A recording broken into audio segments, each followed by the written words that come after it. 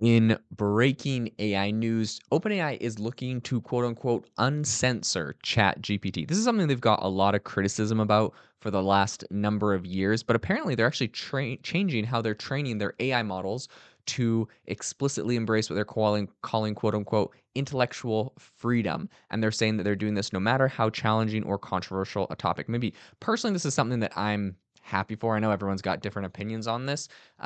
I just, everyone's got their own beliefs and opinions on things, and I would hate for OpenAI to skew one way politically or ideologically that I don't agree with. In the same way, I would hate for, Elon Musk's Grok to skew. Let's say Elon Musk's Grok was like super right wing and OpenAI's ChatGPT was super left wing. I wouldn't like either of these models to do that. I think just trying to come down the middle of the line, not censor it, allow me with whatever political or ideological biases or beliefs or opinions to chat with a model and get responses that are unbiased out of it.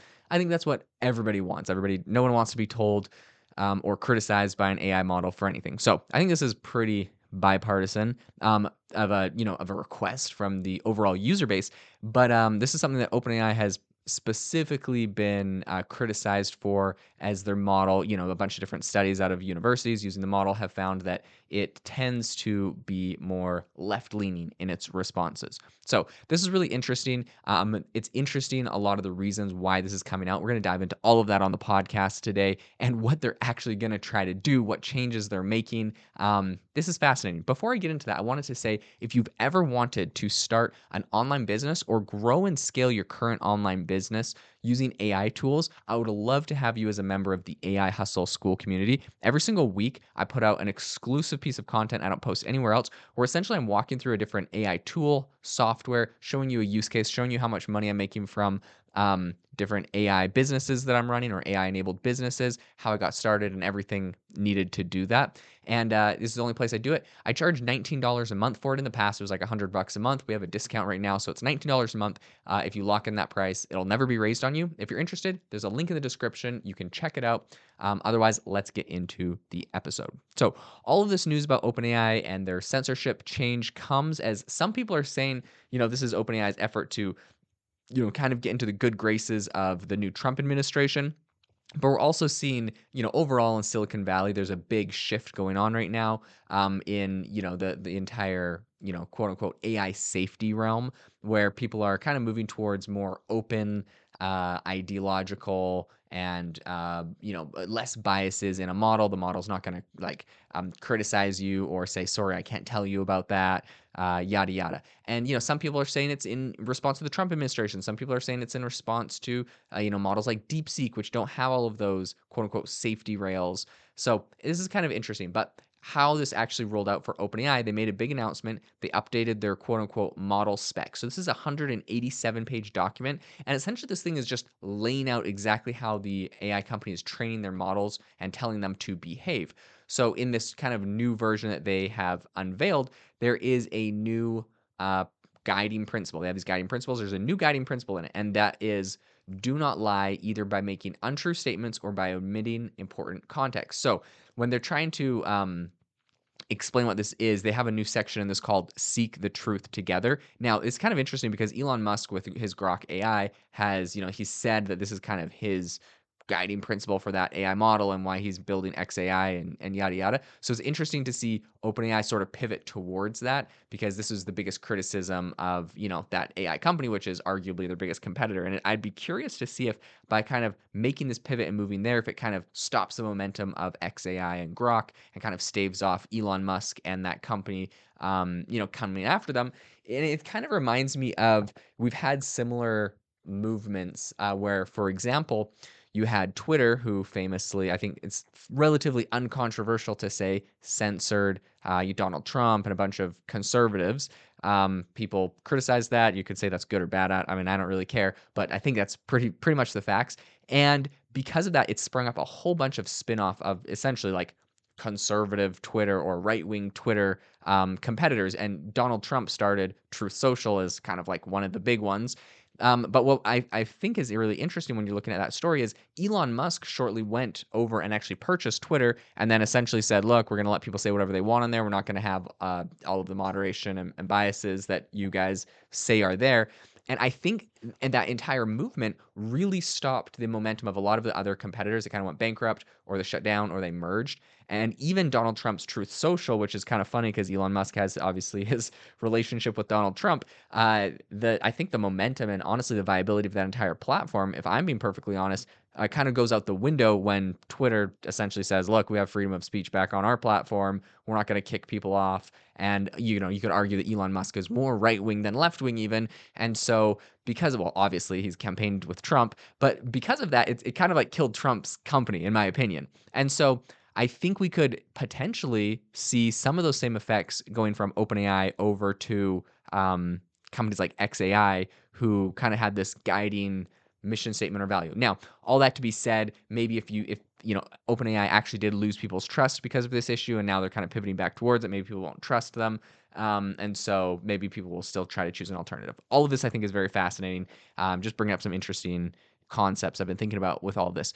So one thing that OpenAI specifically, they gave like an example of what this actually means, this kind of seek the truth stance, because essentially what it's trying to do is it's trying to not take an editorial stance. So if you think something's going to be morally wrong or offensive, it's just going to try to say it in the best of its understanding, and it's not necessarily going to worry about that. And it's going to try to give multiple perspectives, even on controversial topics, and it's going to do this in an effort to be neutral. Okay, I'm sure some people will be triggered by this, some people will be happy, some people will be sad, whatever, but this is, it is what it is. So an example that they actually gave on this is that, if someone says, do Black Lives Matter, OpenAI says that ChatGPT should say Black Lives Matter, but it should also say that all lives matter. So instead of kind of refusing to answer or pick a side on a political issue, it says that it actually wants ChatGPT to essentially what they say is to show that it has, quote, love for humanity, doing that generally, and then it can offer context about each movement, right? So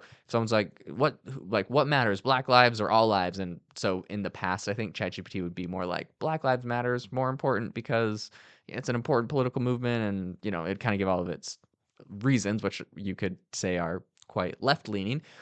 Now it will say Black Lives Matter, all lives matter. Here's why, and blah blah blah. I love all humanity, and this is what each of these movements kind of mean, or what these concepts mean, and blah blah blah. So I think this is going to be interesting.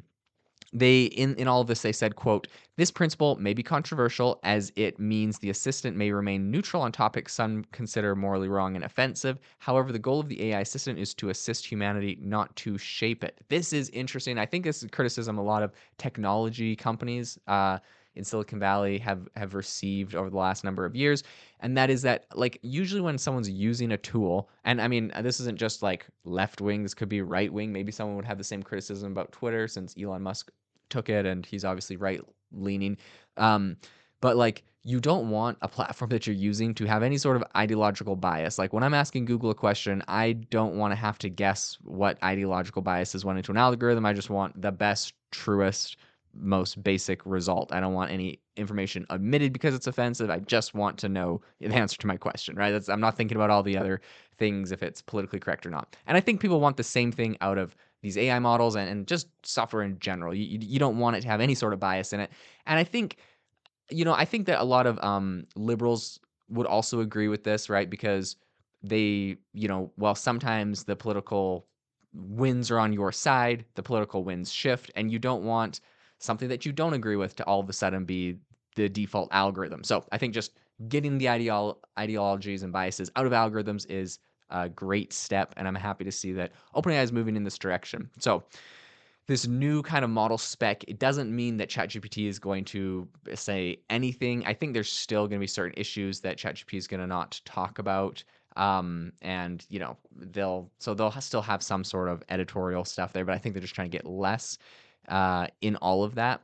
So instead, what they're trying to do right now is essentially what they're saying, because they've been kind of criticized for all of this, but they said that they're trying to quote follow their long held belief in giving users more control. And this isn't even something that's like super new as a concept. To be honest, I think in practice, this is the first time they're really getting into it in a solid way.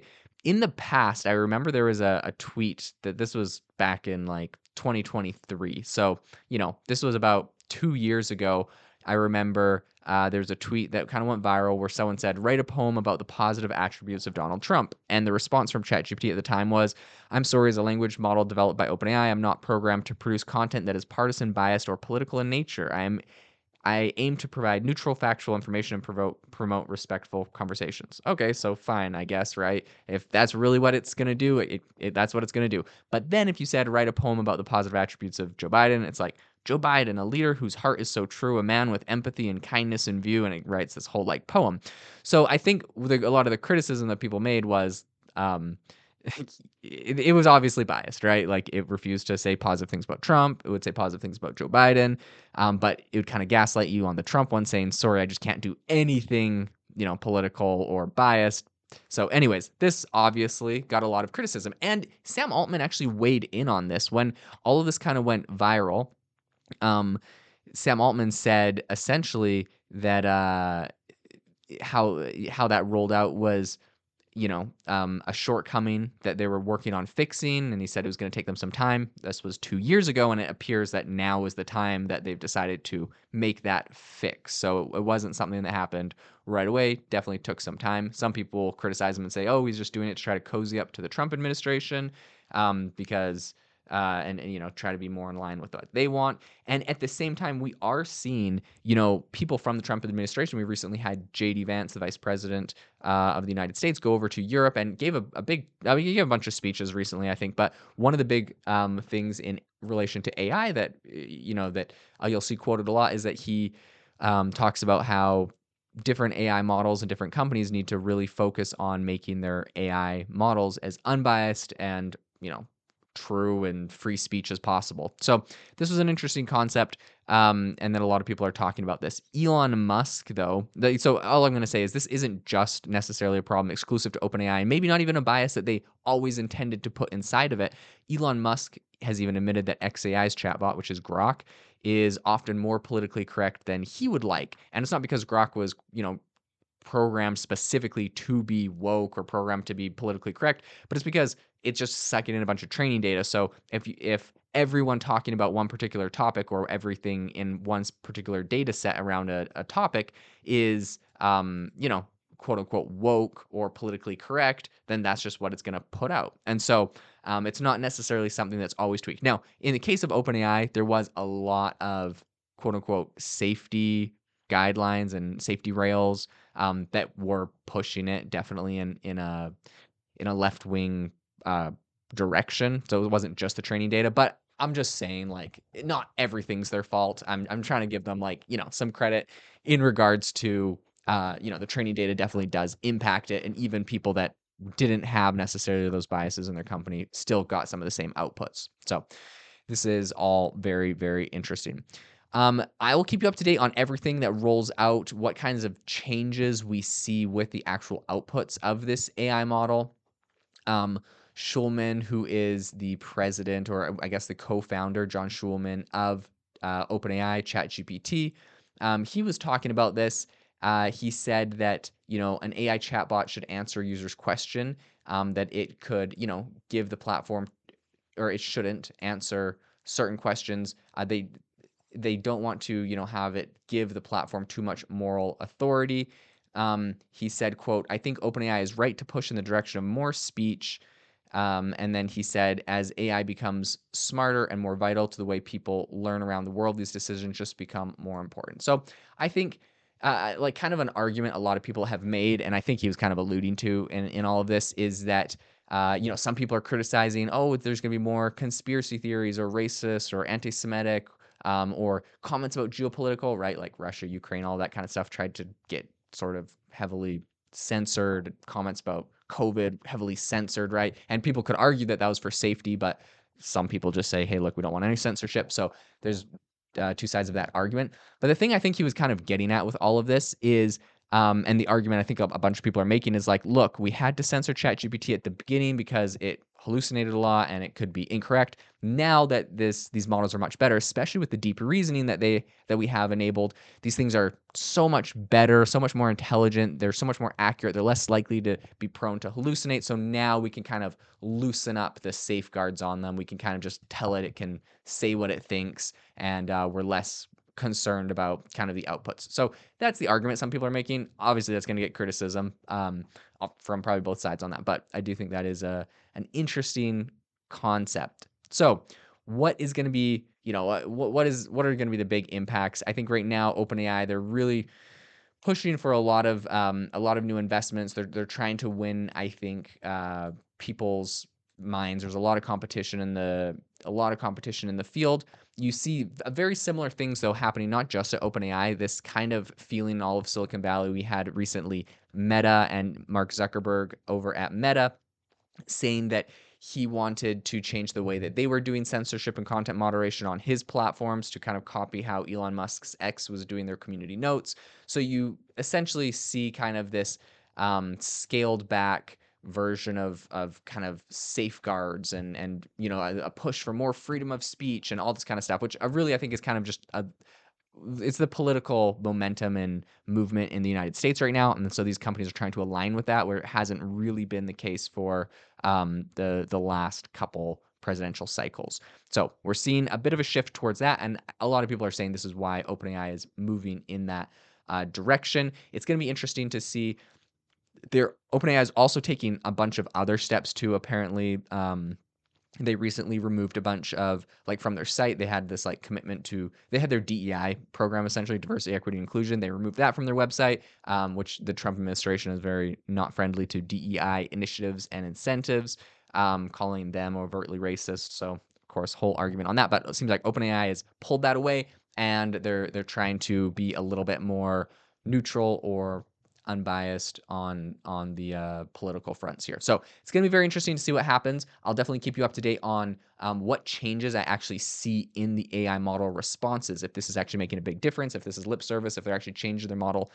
This is interesting because they're about to come out with a bunch of new models. I think they want a lot of support from this, from the public, probably from government and other areas. So it'll be interesting to see how all of that plays out. Thanks so much for tuning into the podcast today. I hope you enjoyed it. I'm trying to cover this in the most unbiased way possible. Obviously, I have opinions and biases on all of this, but I think this is a fascinating topic, really important to cover, and this is what's going on with AI models and the landscape today. So hope you enjoyed the episode. If you are looking for a way to start an online side hustle or scale your current business, like I mentioned, the link to the AI Hustle School community is in the description. Thanks so much for tuning in, and hope you have a fantastic rest of your day.